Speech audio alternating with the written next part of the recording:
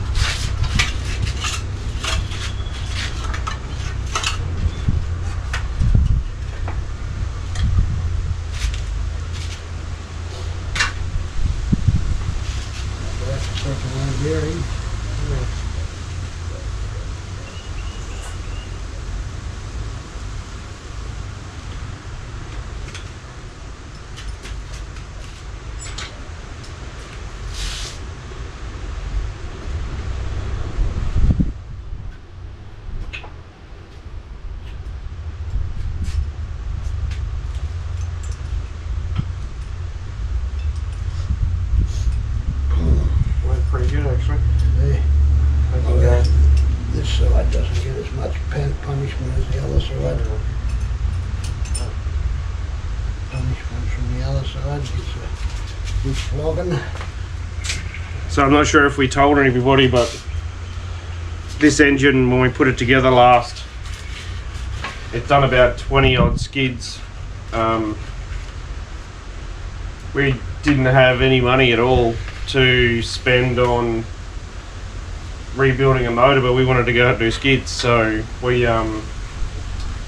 shortcutted in a couple of places that we thought we might be able to, and got away with it.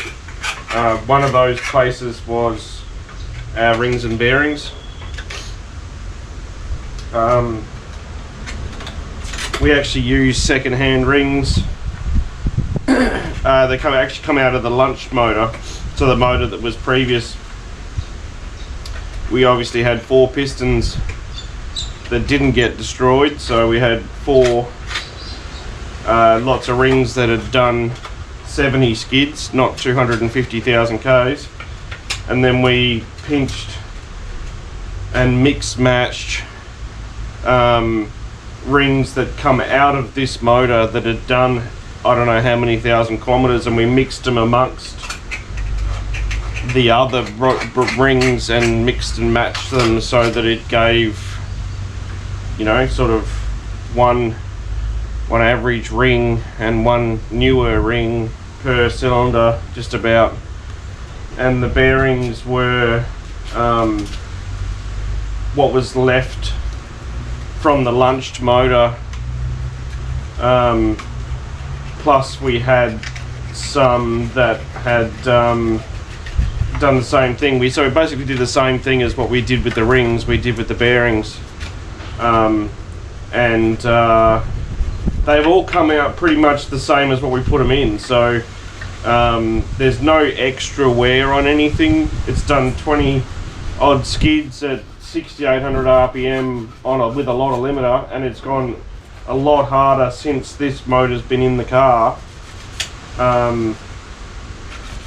Now that we've got tyre choice right and a few other bits and pieces, gear ratios, it went a lot harder, and they've come out pretty much like we put them in, so that means we might have actually found a nice little groove. Now look, that's nothing to say that you know, we can put all brand new stuff in this time, which we're doing, and it doesn't shit itself on the first skid. I mean, touch wood, there's plenty of wood around here, it's a very old house.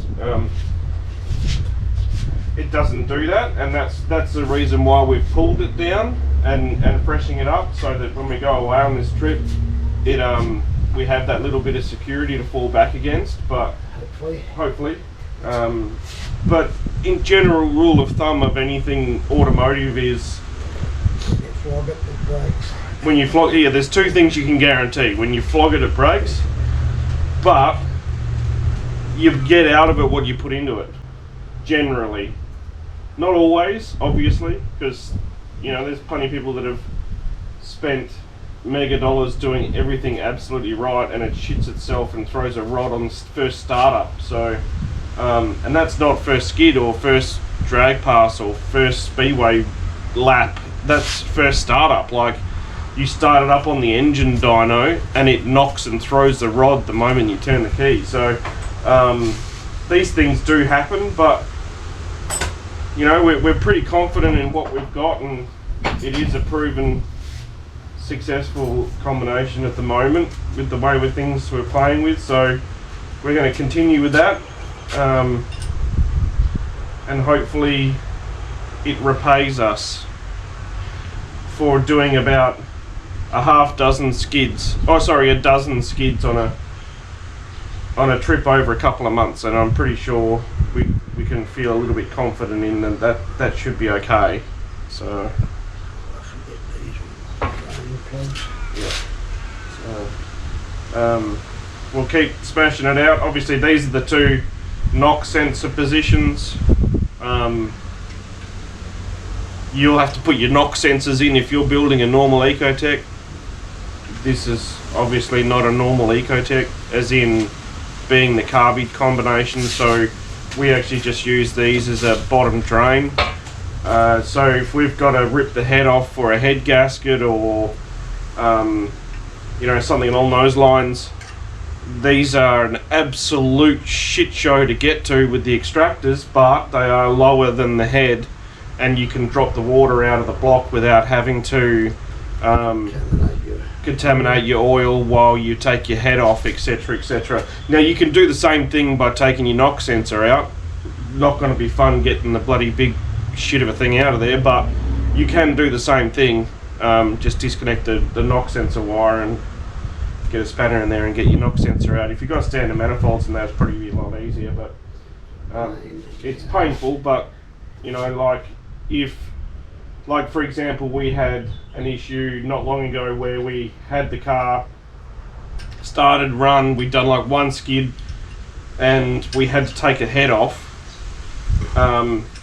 and it had brand new oil in it, and like we didn't want to have to take the whole motor out of the car, etc, etc. So why ruin, you know, when you're building a car on a budget, you know, when you've got $100 worth of oil and additives in the car, I don't want to have to get one skid out of it. I want to be able to get, you know, whatever we're going to run it in, you know, if it's every 5 or 6 skids, or if someone wants to run it, like guys change their fluids at every event, some guys have to change it after every skid. But at the moment, we, you know, you can just knock those out and drop your water and everything seems to go pretty good. So why ruin something if it, you know, if it works, don't change it.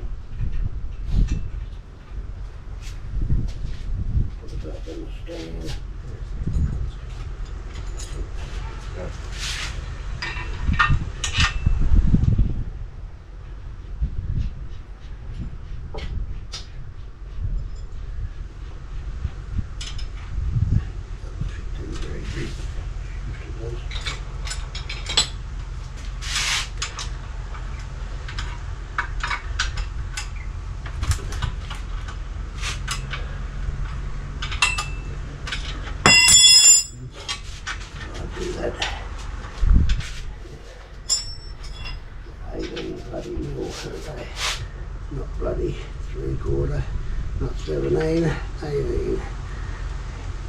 And that's a fairly common size, you know, 18 mil. Yeah.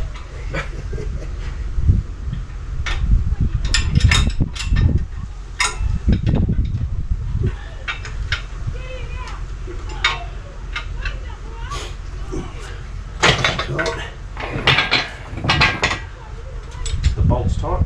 Yep.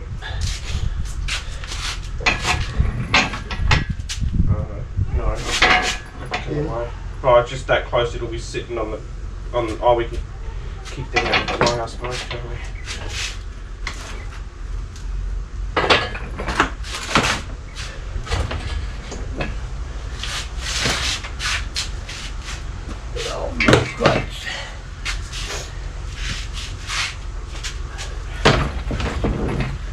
Right. Best invention ever. So we weren't going to take the crank out. I think I said that earlier.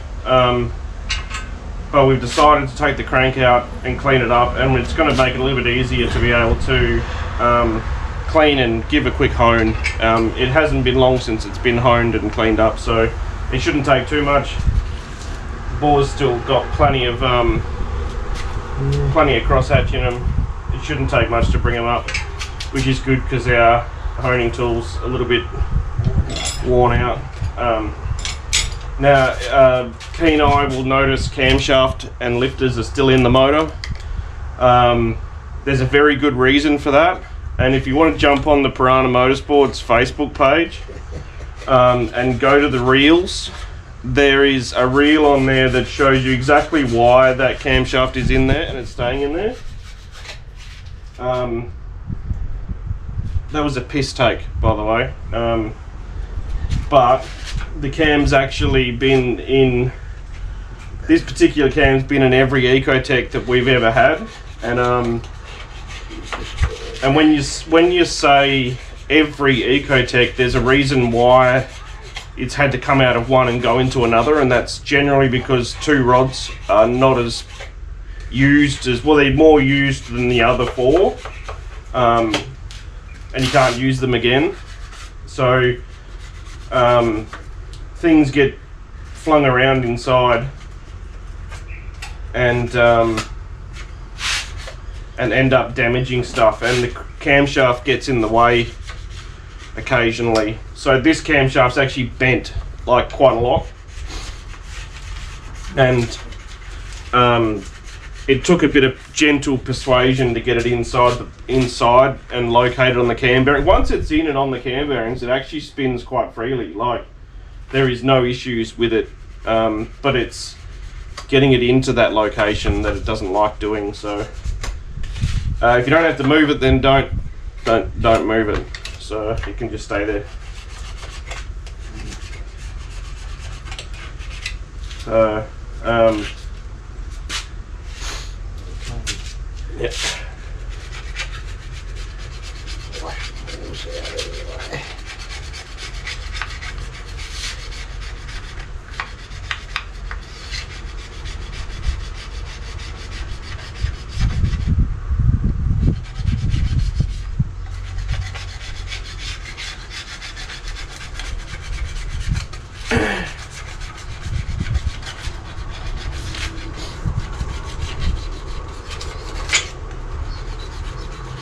So we run off of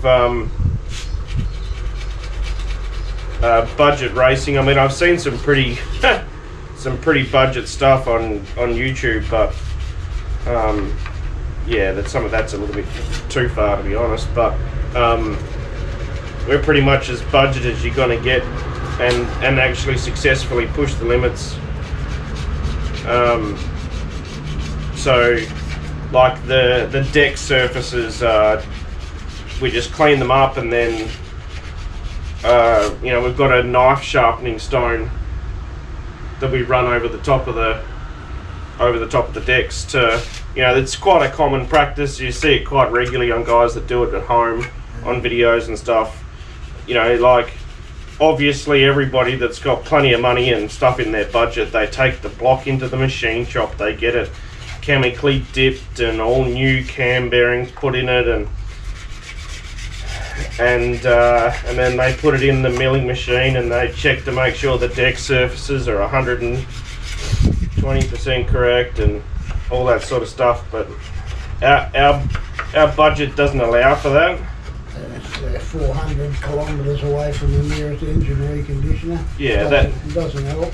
That doesn't help. So there's nothing in Geraldton apart from those bloke who does some head work, but nothing else. So when it comes to that sort of stuff, we've just got to do, you know, we watch a lot of videos as well, and pick up little tricks and tips along the way that have helped us. You know, that sort of stuff's, obviously it's obvious stuff. So, you know, things, if it helps, it helps. You see these little bits here? I'll bring them over. Yeah. They won't be able to see from over here. I'll bring you over.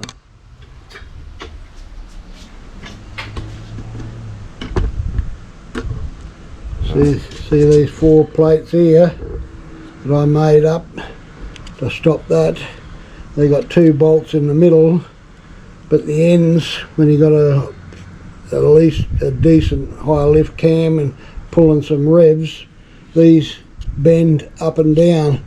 We had one on the camshaft with this camshaft where the lifter here moved that up that much that it slightly spun the bloody lifter on the cam and took a gouge out of the camshaft on the lobe, just on the up of the lobe, and we just filed it down smooth and emeryed it off, and it's still going. But this camshaft's been blown up about 4 times. Oh, crazy amount of times. It's shattered cam bloody chain the cam retainer plate. The other, a little while back, shattered into about 5 different pieces. The cam and everything come forward, tore a big chunk out of the keyway, and we had to bash the shit out of it to get the keyway to go back in. And it's got lobes that are bent, slightly bent, and it's been hammered, so we made up these little plates that hold the plastic down because we can't afford tie bar lifters. And so that's a makeshift tie bar lifter. Yeah, retainers, stop them from moving up and down there, drilled out and Loctite it in. If it works, is it a silly idea? Yeah. The answer to that question is no. Never had any trouble since. That's like they put the double weld on the flywheel bolts. Just about everybody we know has always had flywheel bolts come rattling off. Yeah. And they put ARP bolts in them and all this. Yeah. And there's like guys that are drilling holes and running wire between them, and just to stop you from coming undone. And the old spot of weld trick on a dozen grade 8 bolts does exactly the same job, and at the RPM we're pulling, It's never come loose and it's again. never had an issue. We don't have any issues with flying off flexi plates or loosening nothing.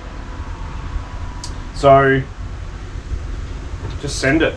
Yeah. Go for it. If you can chop and if you can cut a little corner that doesn't sacrifice you anything, take it.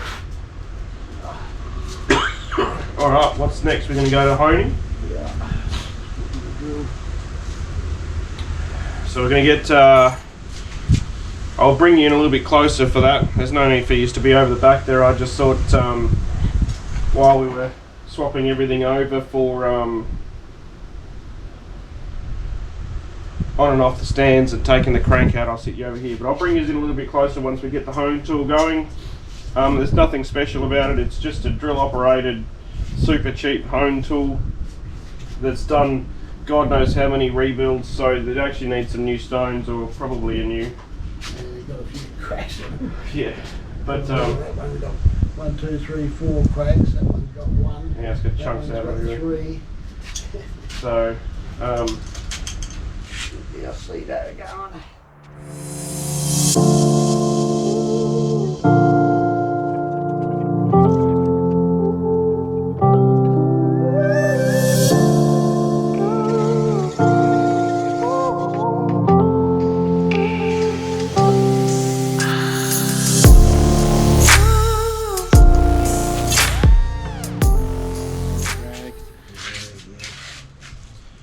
So this stuff here is what you would call CRC. See, it says CRC clearly. Just the you know, budget brand. This stuff's amazing. I mean, look at it. It's a professional honing tool lubrication. It is also a professional tyre installing lubrication. It is a rust preventative. It does all kinds of things, you know, like I wouldn't recommend it in the bedroom, but it does help with a lot of things that, you know, multi-purpose. It really is multi-purpose. When it says multi-purpose, it really is. So that actually doesn't look too bad.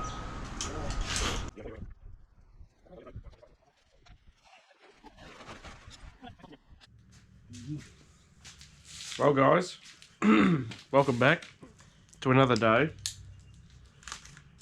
Yesterday you'll notice we obviously got cut pretty short. The our fully enclosed shed seemed to get rained on.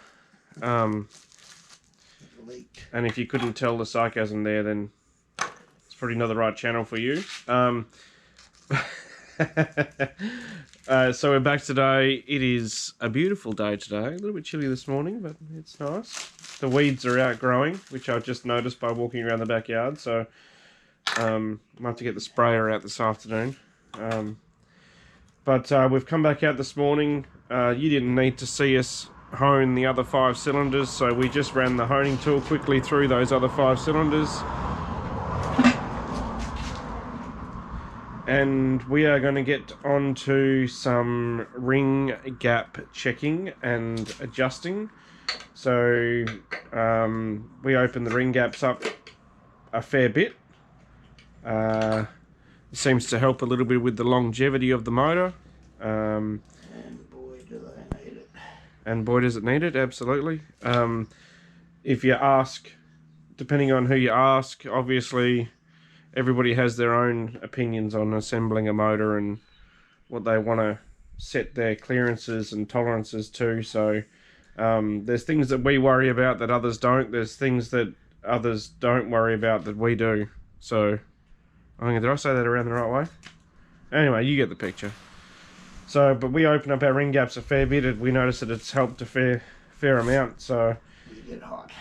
it gets pretty hot in there for some reason. I'm not entirely sure why.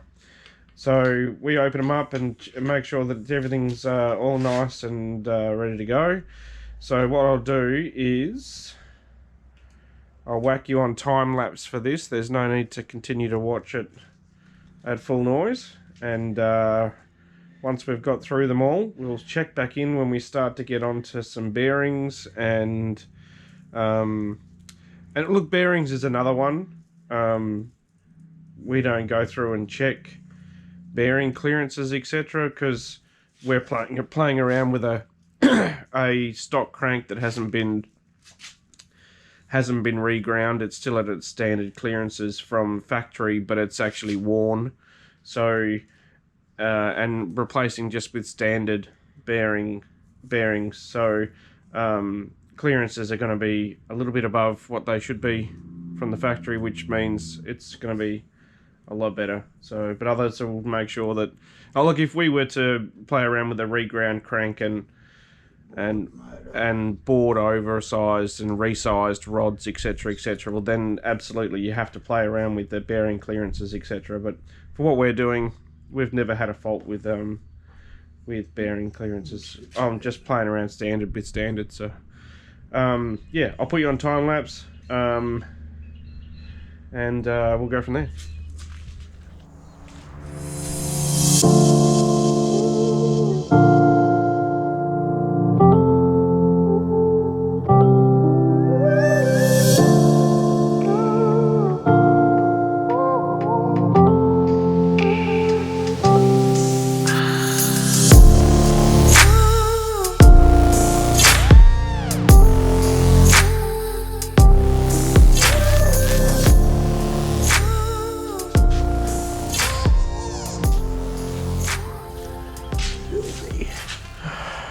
Righto guys, we have done all our ring gaps, loaded up the pistons, checked everything over, given it all a quick clean.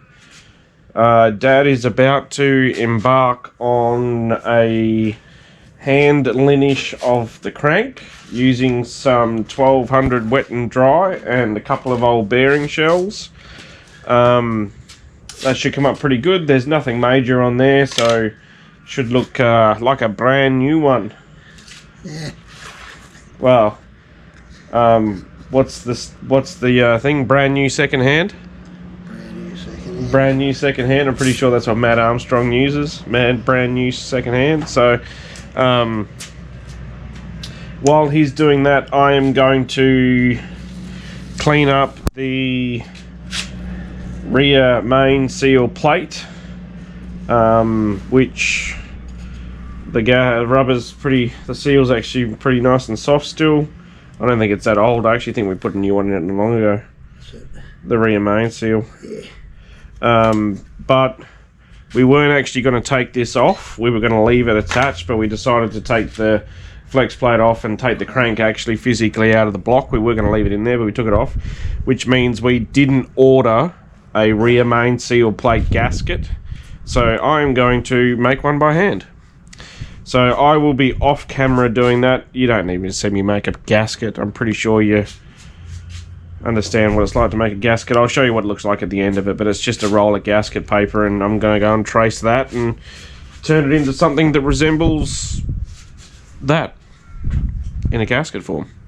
So yeah, I'll put you back on time lapse again while Dad does his crank, and then once we've finished that, we are going to be a little bit of a final cleanup and then assemble the engine, which hopefully this afternoon we do have a complete bottom end,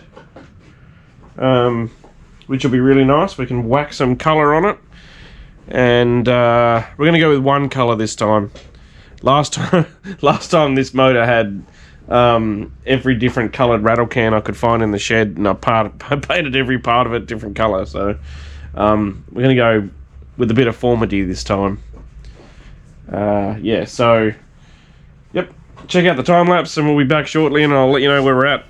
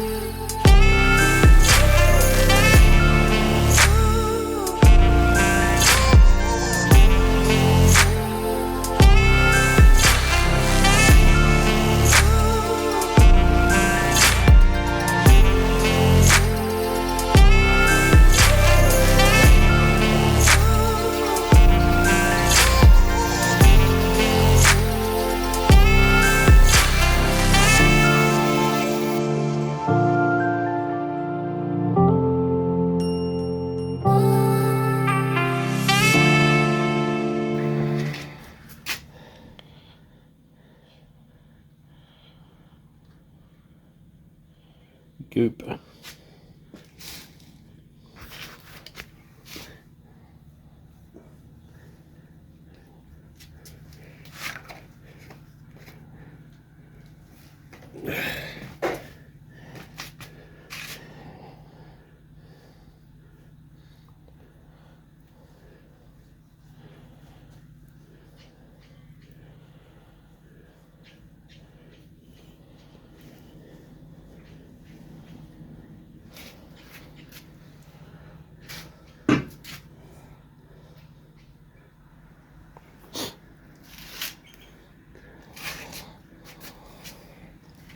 Let's get cranked. Let's get cranked. Get cranky. A freshly machine shop polished crankshaft is in-ish. Oh, it spins well.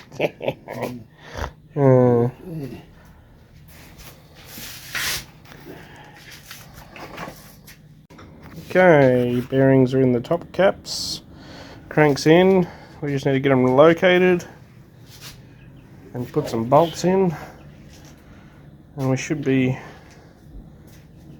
next section. Oh, you can't use a hammer, Dad. Oh my God. If you'd used a hammer on a machine surface, Dad, you'd be sacked from a machine shop. You know that? Yeah, I found that out by a comment on a video. Oh yeah. Mm-hmm. I've seen them use rubber mullets to knock them down. Oh, a rubber mat, that'll do. Now let's use. Oh, hang on. That bearing popped out then. That bearing popped out then. Why? I don't know.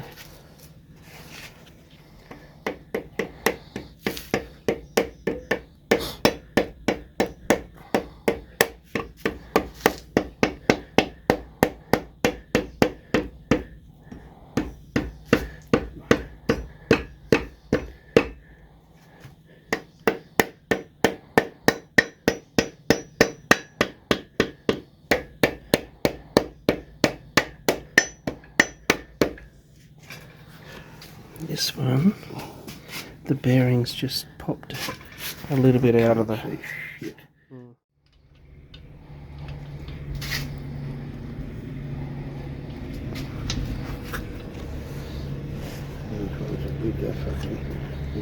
That one locates with the bigger bearing.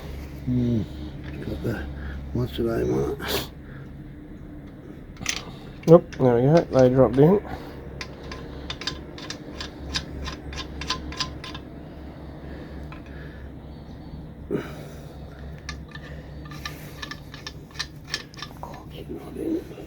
No.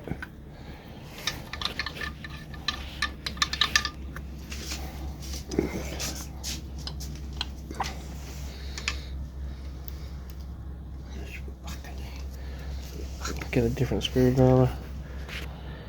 One that doesn't have any primer on it.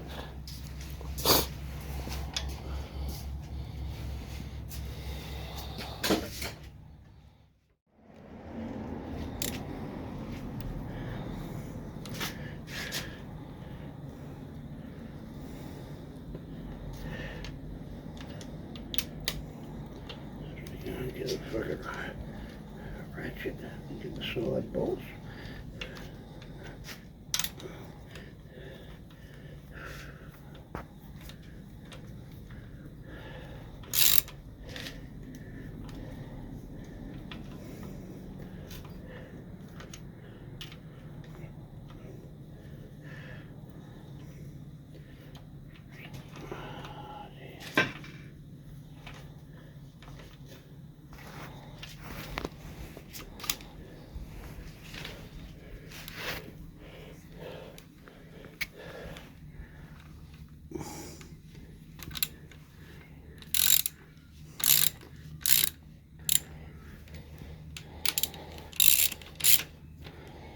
Teamwork.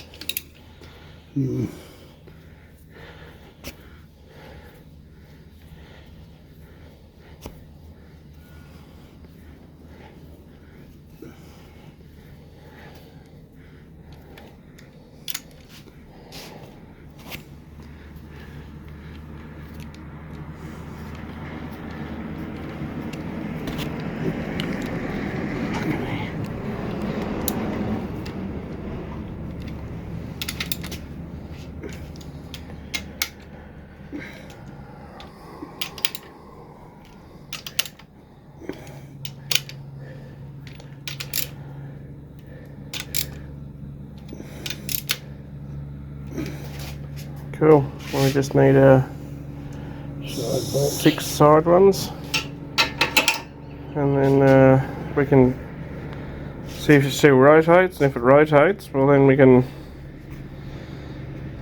tighten it down, I suppose.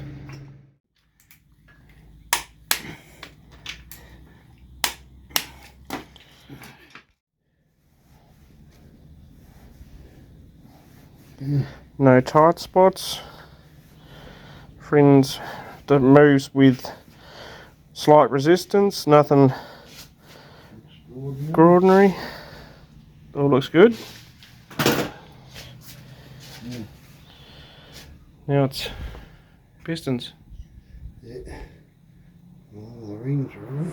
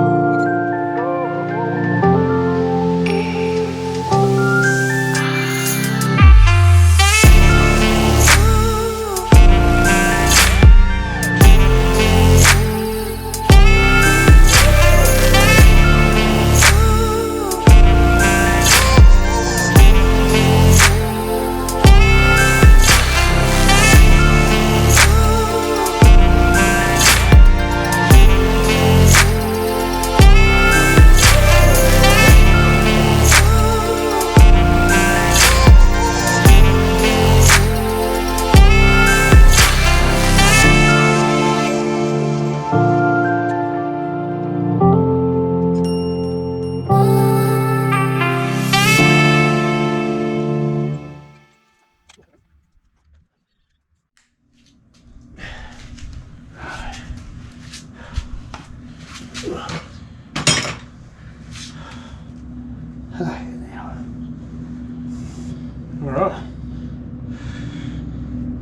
Oh, sun can go on, the fucking time cover can go on all that anyway. Yeah. Well, that's the bottom end assembled. Just need to put timing chain on and Some pickup. we can put something pickup on and we're ready to Rock and roll. ready to throw a coat of paint on it, I suppose. Yeah. So we can do that in the morning. That stuff's easy enough to do.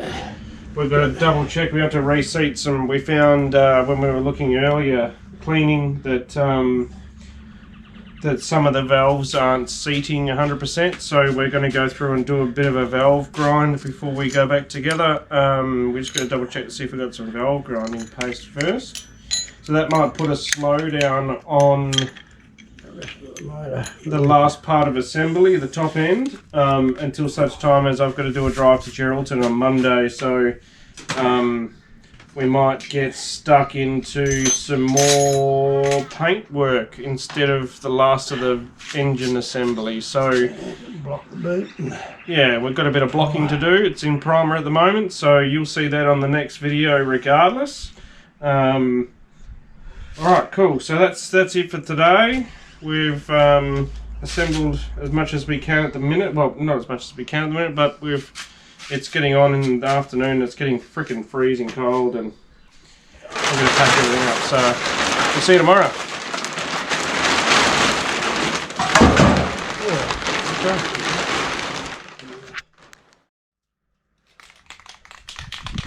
Well, we have skipped past a couple of steps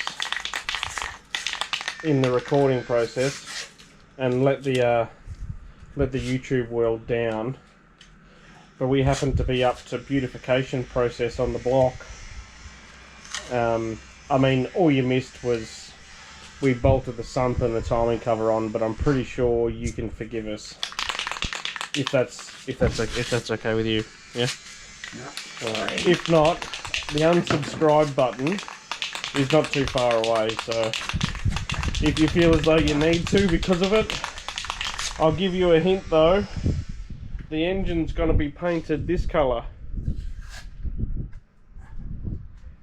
Would you like to know the funny part? There's nothing written there as to what colour it is. It's actually on the cap, so.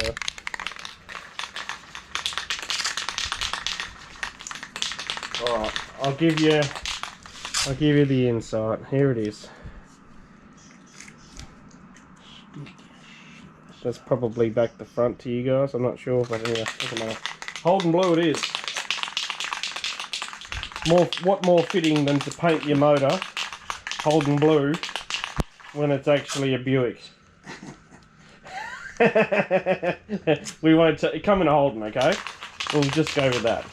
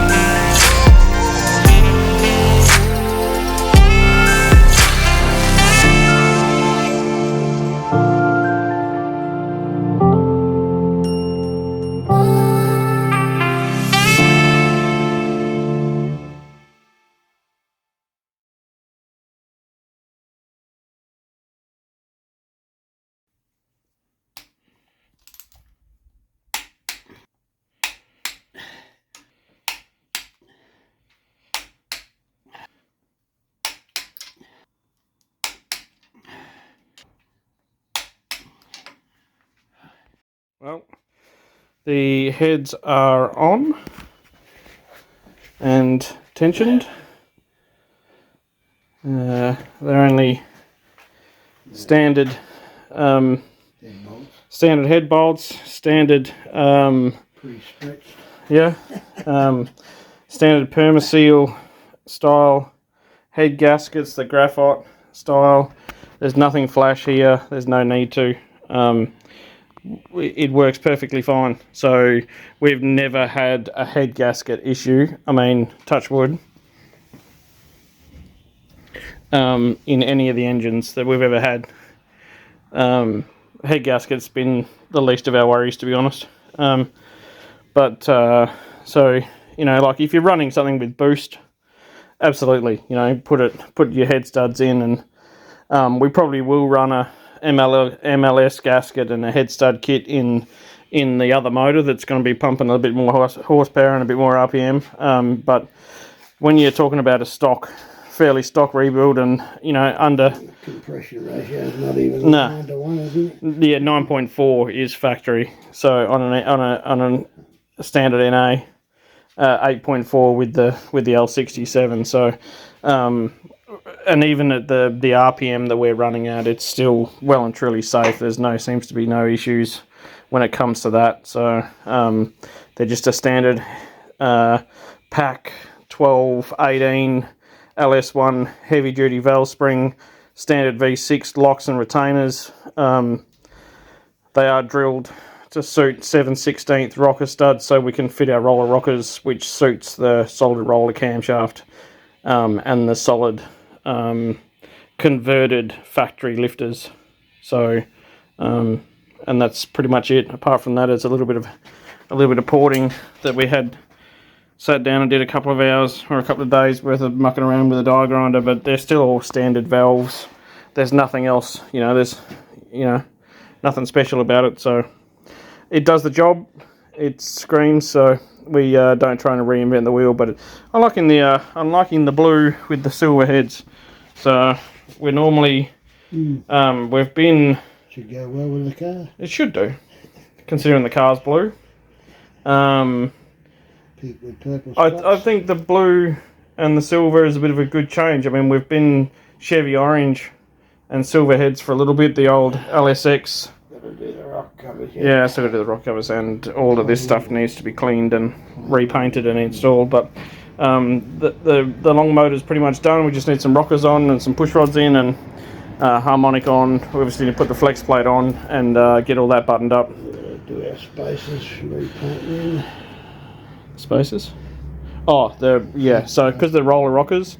So if anybody he tries to buy some Yellow Terra adjustable roller rockers, Yellow Terra did not know that you needed spaces to fit a standard rocker cover on. They did not know themselves. They're the ones that produce the rockers, and they didn't even, when I rang them up and said, what do I need to buy to make them fit, because they never said anything, and there's nothing in their documentation anywhere that says that you need to have anything to make it fit. They didn't even know themselves. So that was a couple of years ago. Hopefully they've got their dealing with clowns. Yeah, unfortunately, when you've got a solid roller camshaft and it's the only option you've got.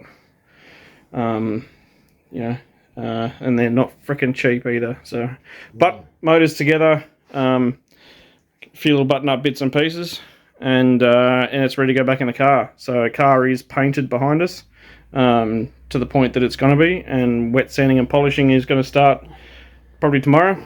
We'll see how we go, and motor in the car. Morning, everyone. Another day working on the car. Dad is adjusting valve clearances with the roller rockers and making sure everything's all good there. I am deleting the orange on the rocker covers.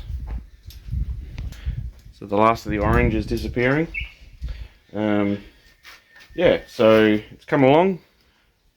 Should be ready to drop in today. And we'll start moving on with some of the other stuff, which you'll see shortly. the details you go to, hey?